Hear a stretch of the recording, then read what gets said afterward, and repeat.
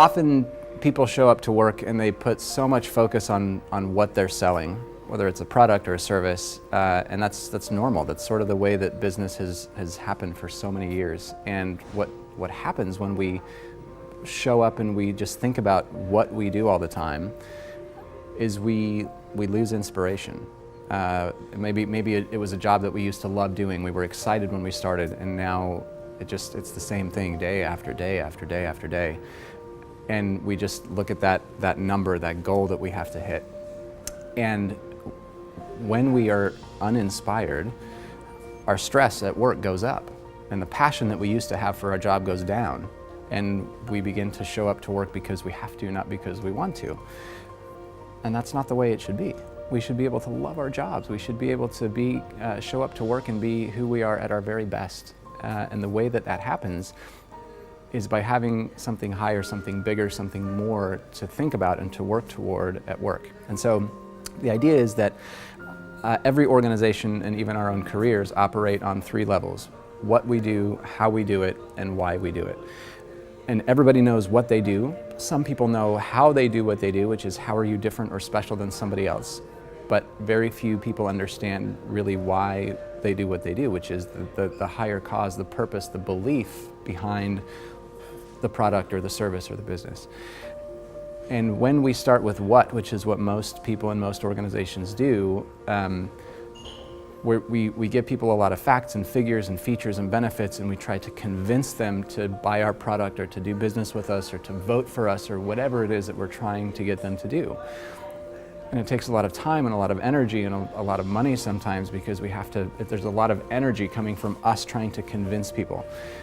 But when we can be clear about why we do what we do, when we can think about the purpose, the bigger picture, the human reason, the difference that we're making in the world through the business that we have, we inspire people with that idea. Those who believe in the same thing that we believe will naturally be drawn to us. They'll come to work for us. They'll buy our products or services because they believe in the world that we imagine, and they want to help us get there.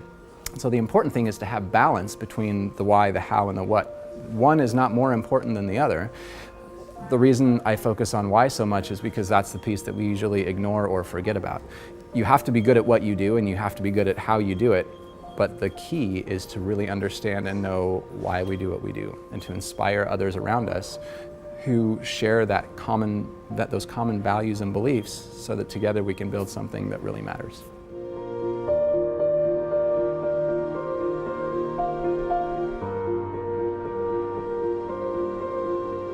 The why is something that, whether it's for an individual person or for an organization, it comes from our past. So it's not something aspirational, it's not something that we hope to become, it's who we already are, and it's just a matter of discovering what that is. And so the why is discovered through stories. So for an organization, there's actually 2 options, 2 places that the why can come from. It can either come from the founder of the organization, and that organization's why is the founder's why. The business is just one of the ways that that person is bringing their why to life. So that's one place the why can come from. If the founder is no longer involved, or if the company is very old and we don't remember what the founding story is, the why can also be discovered through the existing elements of the best of the culture. So people can tell stories of what makes them proud to work there. When has the organization been at its best, right? When have they done something that we're proud of, and we go home at the end of the day and we tell our spouse or our partner or our friends, you won't believe what happened at work today. I'm so proud to work for this company. Those are the stories that we want. And when we tell several of those stories, there's always a pattern, there's always a thread. There's something that ties all of those stories together, and that's sort of the essence or the seed of the why. And it's, again, the why is who we are and how we operate at our natural best. And we don't always operate in that way, but when we can identify and articulate and put some words to that why, we have a standard.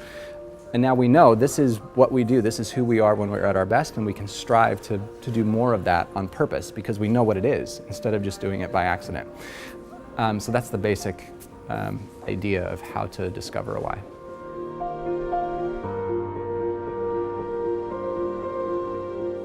You've heard this message, you're inspired by it, and you are not necessarily in a leadership position in an organization. You're an individual contributor, perhaps. How do you take this and what do you do with it tomorrow, right? I think this is where the individual component comes in. The biggest thing to remember, I suppose, is control what you can control, right? You cannot control what somebody else does or what somebody else thinks. And your leader or the rest of the organization might not get it, right? They might not understand, they might not believe in this idea.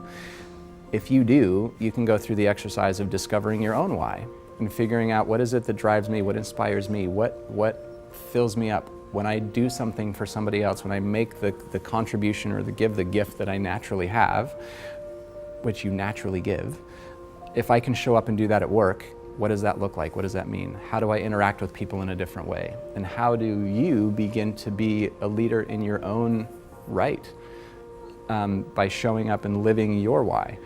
People will begin to be attracted to you who believe the same thing, and all of a sudden you'll build this little culture around yourself. You might take on new projects, you might find a new inspiration or motivation for the work that you do, simply because you understand why you do what you do. And you can practice it, you can live it, and when people begin to notice, hey, you're doing a great job, what are you doing? You seem so happy here, what are you doing? Then you can share the idea, you can share the message, you can show the TED Talk, you can share a book, whatever it is, and start to sort of evangelize it and preach it yourself. And those who are interested, those who are inspired by that, you'll begin to attract and create your own little culture within the organization.